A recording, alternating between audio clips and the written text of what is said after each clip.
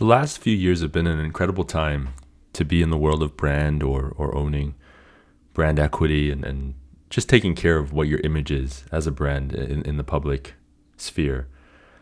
I had a conversation just the other day with an executive at a SaaS app company, and we were talking about how a lot of the moves that brands are making in response to the conflict in Ukraine and sanctions on Russia are whether they're truly economic or whether they're in response to actual preferences that individuals in the companies have around how they feel about the conflict.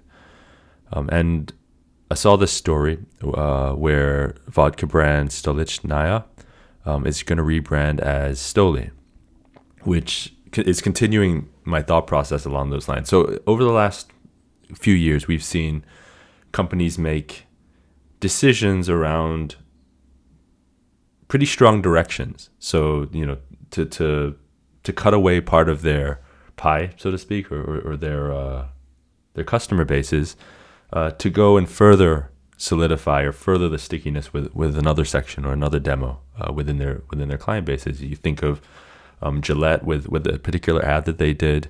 I think of Nike and a lot of the stuff around the George Floyd news that came out a few years ago and what brands were doing in response to that. And this is just kind of a continuation of a through line, which is how difficult it is to manage a brand through, this is economic and geopolitical conflict, but there are so many factors when you're managing a brand that you have to be aware of that are difficult because they're externally imposed frictions or externally imposed pressures that you try not to think about as a brand owner, but you have to. And so with this example, with the vodka brand rebranding to Stoli, I think it's interesting because the brand is actually Luxembourg based, so they're not Russian at all, other than the branding. They are distilled in Latvia, and so in terms of brand codes, that because of this geopolitical pressure, it seems like a bad idea now to be attached to a Russian name. But was it 24 months ago? Was it 3 years ago when times were different?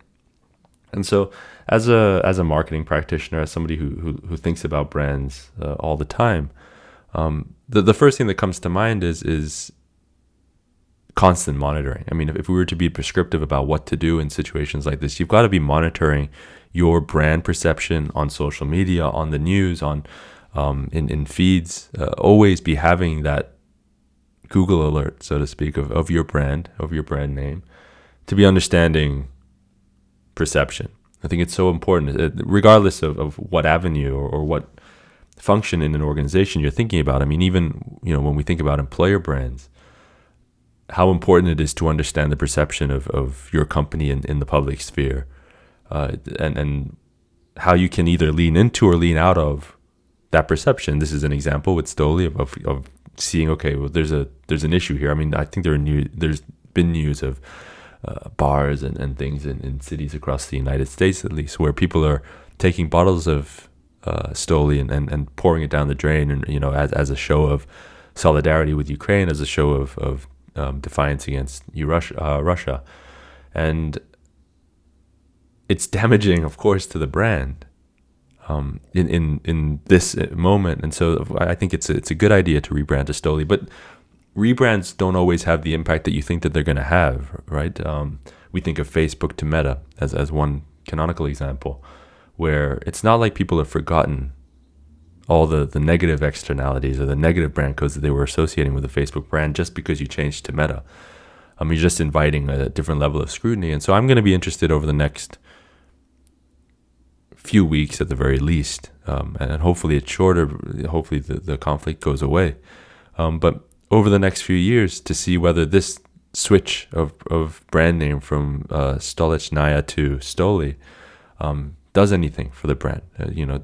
It seems sometimes that a brand change or a brand name change can be reactive. But I also wonder if this is something that's been in the works for them for a long time, because I think I'm not a massive drinker, and I don't really drink vodka very much. But I have a feeling that people were referring to this brand as Stoli for a long time. So I wonder if this is just a natural progression, and this has been the catalyst that's allowed them to make the switch over, or if this is really a true response to what's happening geopolitically in the world. And so let me know your thoughts in the comment section below around this brand name change, whether you think it's a good idea, whether you think this has been in the works for a while, and generally what you think about brands that change their name in response to external pressures. Is it a good idea? Is it a bad idea? I'm curious to know your thoughts.